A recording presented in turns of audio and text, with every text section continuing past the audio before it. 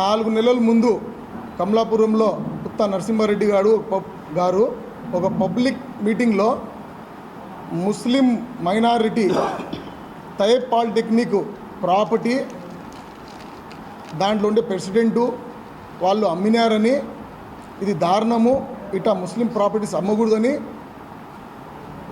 చెప్పడం జరిగింది. 4 నెలల తర్వాత నిన్న ఖాదర్ బాషా అనే వ్యక్తి 4 నెలల తర్వాత ఖాదర్ బాషా అనే వ్యక్తి నిన్న ఒక ప్రెస్ మీట్ ఇచ్చినాడు. ఆయన ఏమంటున్నాడంటే, నేను తైయబ్ పాలిటెక్నిక్ కాలేజ్ ప్రెసిడెంట్ని, నేను ప్రాపర్టీ డెవలప్మెంట్ కోసం అమ్మినాను అని చెప్పుకుంటూ వచ్చినాడు. ఫస్ట్ ఆయన తైయబ్ పాలిటెక్నిక్ ప్రెసిడెంటా, లే అతను ఒక వైసీపీకి బ్రోకరా, లే ఎమ్మెల్యేకి బ్రోకరా అనేది తెలియాలా. ఎందుకంటే అతను నేను తైయబ్ పాలిటెక్నిక్ ప్రెసిడెంట్ అని చెప్పుకున్నప్పుడు ప్రెస్ మీట్ అతను తైయబ్ పాలిటెక్నిక్ కాలేజీలో ఇవ్వాలా, ఆ సొసైటీలో ఇవ్వాలా. అట్టా ఇవ్వకుండా ఈయన వచ్చేసి ఒక వైసీపీ బ్యానర్ కింద ఇస్తున్నాడు, పార్టీ ఆఫీస్లో ఇస్తున్నాడు. అంటే ఇతను ఒక బ్రోకర్ లాగా ఉన్నాడు. ఇతను కరెక్ట్ అయిన తైయబ్ పాలిటెక్నిక్కి ప్రెసిడెంట్ కాదు. ఫస్ట్ ఇది ఈ వీడియోలో ఇతను ఏమంటున్నాడంటే, మేము ఈ ప్రాపర్టీ అమ్మి డెవలప్మెంట్ కింద లెక్క తీసుకున్నాము, డెవలప్మెంట్ చేయాలనే ఉద్దేశంతో అంటున్నాడు.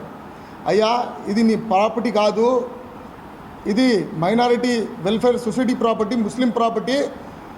నువ్వు ప్రాపర్టీ 24 కోట్లకి అమ్మినావు, 24 ఎకరాలు.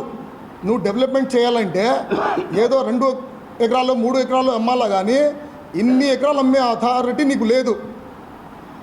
ఇంకొకటి, ఆ రోజు నువ్వు అమ్మిన రోజు ఆ వాల్యూ, 1 ఎకరా వాల్యూ 2 కోట్లు ఉన్నింది.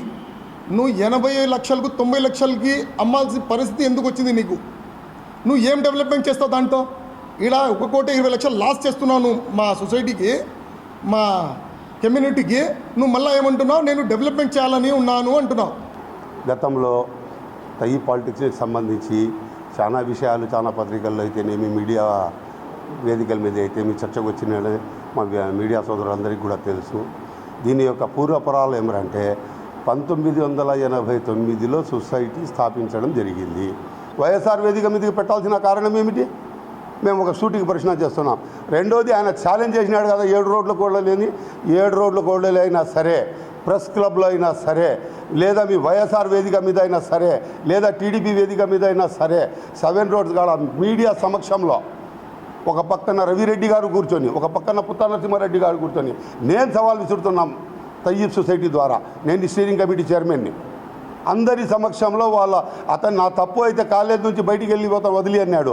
నువ్వు కాలేజ్ నుంచి కాదు, మేము లోకల్ వదిలిపోతాం, ఛాలెంజ్ చేస్తాను. నాకు మా తప్పు అయితే నువ్వు అమ్ముకొని తింటావు, కోట్లాది రూపాయలు నువ్వు తింటావు, నీ మీద అక్రమ కేసులు పడతా ఉన్నాయి, నీ మీద చెక్ బౌన్సులు కేసులు పడతా ఉన్నాయి.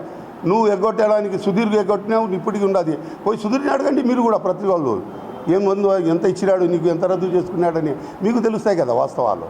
ఈ అబద్ధాలు, ప్రలోభాలు ఇవన్నిటికీ పనికి రావు. అబద్ధాలు ఎక్కువ రోజులు నిలబడవు.